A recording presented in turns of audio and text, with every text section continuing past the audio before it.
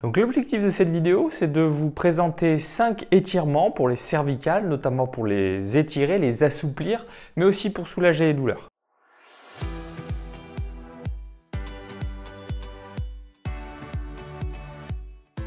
Le programme qu'on va voir de 5 étirements peut être réalisé tous les jours, peut-être même 2 fois par jour, par exemple matin et soir, ou quand vous avez des douleurs. Ça dépend après de votre objectif.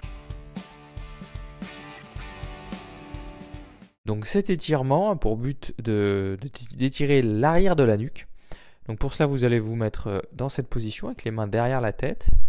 Vous allez commencer par rentrer légèrement le menton, puis ensuite enrouler la tête vers l'avant pour venir étirer légèrement l'arrière du cou. Vous allez bien ressentir une sorte d'étirement qui va se propager de l'arrière de votre tête, le long de vos cervicales jusqu'au milieu du dos. Pour bien vous étirer, il faut légèrement utiliser le poids des mains et légèrement tracter, pousser un tout petit peu avec vos mains vers le sol votre tête, mais il faut que ça soit léger. Dès que vous sentez une tension, ça suffit. Et vous inspirez bien profondément, et c'est pendant le mouvement d'inspiration, vous n'étirez pas trop fort, et quand vous soufflez, vous profitez de ce moment pour tracter un petit peu plus, gagner un petit peu dans l'amplitude. Je vous remonte, donc surtout pas les épaules en hauteur, bien basse, bien relâchée pour pas créer des tensions. On rentre le menton, on emmène la tête doucement vers l'avant jusqu'à ce que vous sentiez l'étirement. Ensuite, vous inspirez bien profondément sans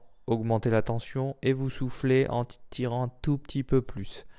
Et vous enchaînez sur 5 à 6 cycles respiratoires pour une durée d'environ 30 secondes l'étirement. Il ne faut pas que ça vous augmente les douleurs et ça peut tirer jusqu'au milieu du dos.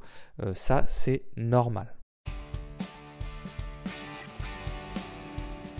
Donc dans cet exercice, on vient travailler différents mouvements au niveau du dos, principalement l'ensemble du dos, le haut du dos également, les cervicales et aussi les épaules et les omoplates. Donc vous allez aller chercher un mouvement où vous allez ouvrir la cage thoracique, ramener les omoplates vers l'arrière, les épaules vers l'arrière, les pouces se tournent, les paumes de main se tournent vers l'extérieur avec les pouces qui vont pointer derrière vous et en même temps vous allez rentrer le menton. Donc ça fait beaucoup de mouvements différents à mettre en place, c'est-à-dire que j'alterne, j'ouvre tout, je rentre le menton, je viens ramener les épaules en arrière, les omoplates viennent se resserrer, puis je reviens en avant en relâchant complètement.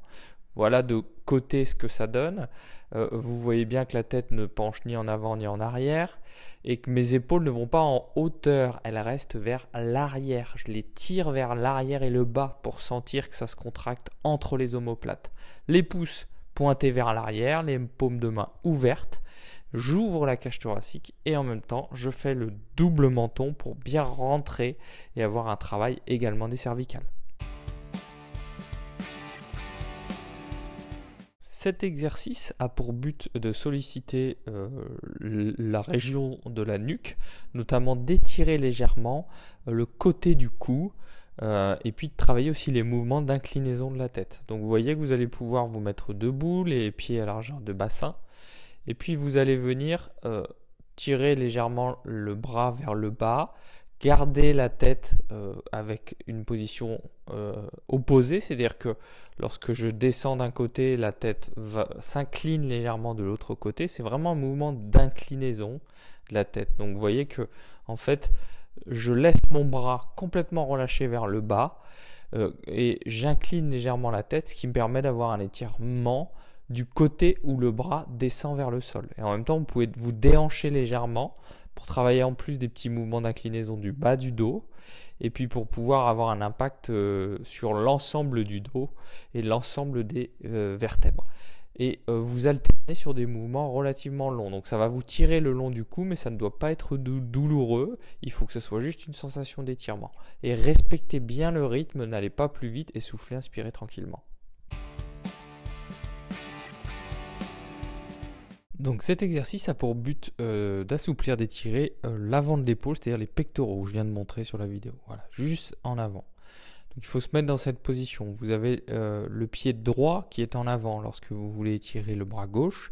Votre coude est posé et votre avant-bras est posé le long d'un plan de porte, d'un mur, et le coude doit être dans le prolongement de l'épaule. Ensuite, vous venez vous mettre légèrement votre tronc vers l'avant et vous tournez légèrement vers le côté opposé pour venir sentir l'étirement en avant de l'épaule. Et vous soufflez bien, vous inspirez bien tout le mouvement en tenant 30 secondes la position. Donc je vous remontre. On ne met pas le bras trop haut, on met le coude dans le prolongement de l'épaule, ni trop haut ni trop bas. On ne lève pas l'épaule non plus, on détend l'épaule. Ensuite, une fois qu'on est bien positionné à plat, on vient s'avancer légèrement au niveau du tronc, puis se tourner légèrement, surtout la tête, pour sentir l'étirement en avant de l'épaule. Et une fois que vous sentez l'étirement ici, et non pas derrière, donc il ne faut pas forcer de trop, il faut juste sentir une petite tension en avant et un étirement en avant. Là, vous maintenez la position en inspirant et en soufflant tranquillement sur 30 secondes. Donc cet étirement correspond à ce qu'on appelle la pose du sphinx, c'est un étirement dérivé aussi du yoga, avec quelques différences ici. Donc vous mettez sur le ventre, puis ensuite sur vos coudes. Vos coudes doivent être à peu près sous vos épaules, donc pas trop en avant, les mains à plat, le reste de votre corps est détendu. Donc c'est logique de ressentir quelque chose au niveau du bas du dos, parce qu'on vient se cambrer, mais c'est un étirement qui est aussi conseillé pour les douleurs lombaires. Là, ici, on le fait avec un protocole différent. Donc, vous venez amener la tête en hauteur en relevant légèrement également le buste, comme si vous vouliez aller regarder un point le plus haut possible au niveau du plafond. Et vous devez ressentir pendant ce mouvement l'étirement qui va depuis votre nombril, l'avant de votre ventre, et qui vient étirer jusqu'au milieu, jusqu'en avant du cou, jusqu'en avant même de la mâchoire, sous la mâchoire. Donc c'est vraiment la ligne complète en avant qui vient d'être étirée. Donc il faut respecter le rythme et surtout, en fait, il faut se caler sur votre respiration.